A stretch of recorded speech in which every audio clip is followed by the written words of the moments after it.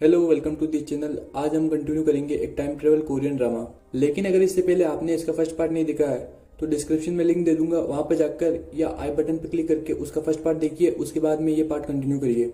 तो पिछले पार्ट में हमने देखा था कि ओक्युन अपने पास्ट में यानी स्कूल टाइम में आ चुका है और वो हान नबी को अपने सामने जिंदा देखकर बहुत खुश होता है। सेकंड पार्ट में ओक्युन अपने स्कूल पहुंचता है और वो अपने बेस्ट फ्रेंड से बात करने की कोशिश करता है, लेकिन उसका बेस्ट फ्रेंड उससे बात नहीं करना चाहता था क्योंकि उसे डर था कि अगर क्लास के बुलीज ने उसको ओक्युन से बात करते हुए देख लिया तो वो उसे भी परेशान करना स्टार्ट कर देंगे।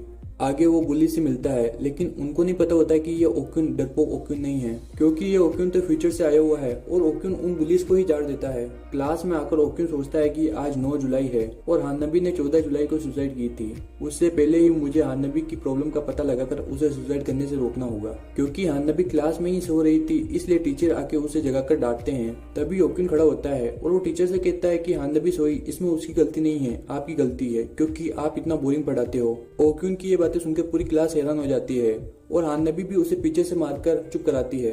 ओक्युन की इस हरकत के लिए टीचर हान नबी के साथ ओक्युन को पूरे हॉल की सफाई करने की सजा देते हैं। हान नबी ओक्युन से कहती है कि तुम्हें क्या जरूरत थी ओवर स्मार्ट बनने की, या तो तुम मुझे इम्प्रेस करना चाहते हो और इस बात की सजा मुझे क्यों मिले, ये सारा काम तो तुम्हें ही करना पड़ेगा। लेकिन हान नबी की ये बातें सुनकर ओक्युन हंसने लगता है।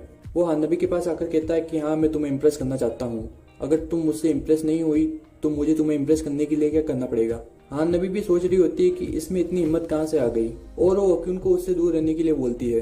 तभी ओक्युन का फ्रेंड भागकर आता है और वो कहता है कि अब से मैं तुम्हें पूरी क्लास के सामने अपना बेस्ट फ्रेंड बोलूंगा, और वो उस पर चढ़ जाता है।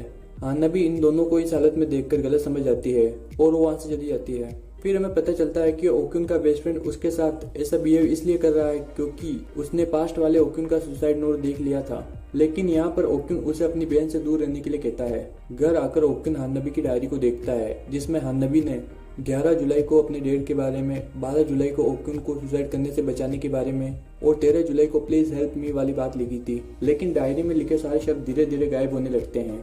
फिर हमें हान नबी को दिखाया जाता है जो कि अपनी डायरी लिख रही थी, और वो जो भी अपनी प्रेजेंट वाली डायरी में लिख रही थी वो सब उसकी फ्यूचर वाली डायरी में विजिबल होने लगता है, जिसमें हान नबी लिखती है कि लगता है ओक्युन पागल होने लगा है और मुझे उससे दूर रहना चाहिए। यह देखकर ओक्युन हंसने लगता है। फिर हम हान नबी को देखते हैं जो किसी को कॉल कर रही थी, लेकिन अगला पर्सन उसकी कॉल पिक नहीं करता।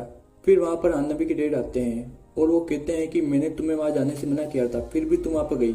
लेकिन हान नबी इसके ऊपर उन पर चिढ़कर अपने रूम में चली जाती है। अगले दिन हम देखते हैं कि ओक्युन ने अपना पूरा लुक चेंज कर लिया है और वो हान नबी के पास आकर उससे फ्लर्ट करने लगता है, लेकिन हान नबी फिर से उसके ऊपर गुस्सा होकर वहाँ से चली जाती है। ओक्युन हान नबी से जिनसुक के बारे में पूछने वाला होता है, जिसका जिक्र हान नबी की डायरी में था, लेकिन वो सोचता है कि अगर मैंने इसके बारे में उससे पूछा तो वो सोचेगी कि मुझे इसके बारे में कैसे पता चला, और वो बाद में पूछने का डिसाइड करता है। फिर ओक्युन का फ्रेंड आता है और वो ओक्युन का नया अवतार देखकर काफी खुश होता है, लेकिन थोड़ी देर साथ चलने के बाद वो अपना रास्ता बदल देता है क्योंकि आगे बुली गैंग होती है। बुलीज ओक्युन को रोककर उसे परेशान करने लगते हैं, लेकिन ओक्युन तो उनकी ही क्लास ले लेता है और हान नबी भी आकर उनको सुनाने लगती है। तभी एक बॉल तेजी से उनकी तरफ आती है। ओक्युन पीछे हट जाता है और वो बॉल जाकर बुलीज के ऊपर लगती है, बट हान नबी भी नीचे गिर जाती है। ओक्युन तुरंत हान नबी को नर्स ऑफिस में लेके जाता है और वो खुद ही उसका चेकअप करने लगता है, क्योंकि वो खुद फ्यूचर में एक डॉक्टर है। नर्स उसको ऐसा करते देखकर हैरान होती है, लेकिन थोड़ी देर में ओक्युन को रियलाइज होता है और वो नर्स को ही उसका चेकअप करने के लिए बोलता है। फिर हम हान नबी को एक लड़की के साथ देखते हैं। इसी लड़की का नाम जिनसुक होता है। हान नबी जिनसुक से बात करना चाहती है, लेकिन जिनसुक उससे बिल्कुल भी बात नहीं करना चाहता। हान नबी जिनसुक से कहती है कि क्या तुम सच में उसके बारे में जानना नहीं चाहते।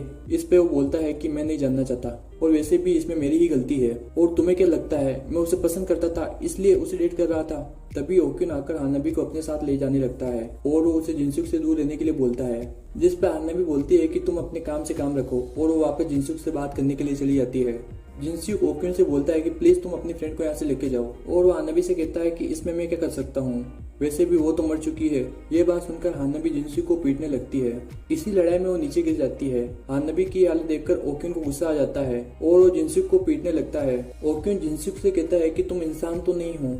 इस पर जिनसुक कहता है कि लगता है तुम अभी तक हान नबी को जानते नहीं हो। यह सुनकर ओक्युन जिनसुक को पंच मारता है और फिर हानबी के पीछे चला जाता है, लेकिन हानबी उसे अपने से दूर रहने के लिए बोलती है। फिर हम हानबी के पुराने स्कूल का फ्लैशबैक देखते हैं, जहाँ पर हानबी अपनी 2 फ्रेंड के साथ स्कूल बंक करके नूडल्स खाने का प्लान बनाते हैं। हानबी की बेस्ट फ्रेंड बोलती है कि हमें जिनसुक को भी अपने साथ लेके चलना चाहिए, और हमें पता चलता है कि हानबी की बेस्ट फ्रेंड और जिनसुक डेट कर रहे थे। फिर हम इनको बस में देखते हैं, जहाँ पर वो स्कूल बंक करके नूडल्स खाने जा रहे थे। तभी बस का एक्सीडेंट हो जाता है। इसमें हानबी तो बच जाती है, लेकिन उसकी दोनों फ्रेंड बस में ही रह जाती है। फिर हम प्रेजेंट में आते हैं, जहाँ पर हम हानबी को उसकी बेस्ट फ्रेंड के साथ देखते हैं, जो कि कोमा में होती है, और हानबी को लगता है कि ये सब कुछ उसी की वजह से हुआ है।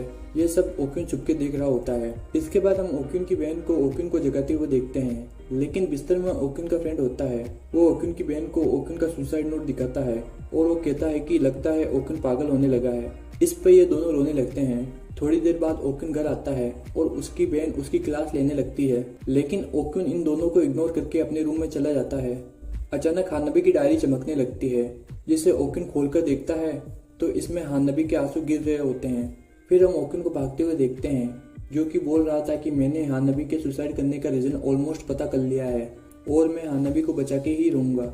बस आज के लिए इतना ही, मिलते हैं इसके अगले पार्ट में। तब तक आप चैनल को सब्सक्राइब करके बेल आइकन ऑन कर लेना। Thank you.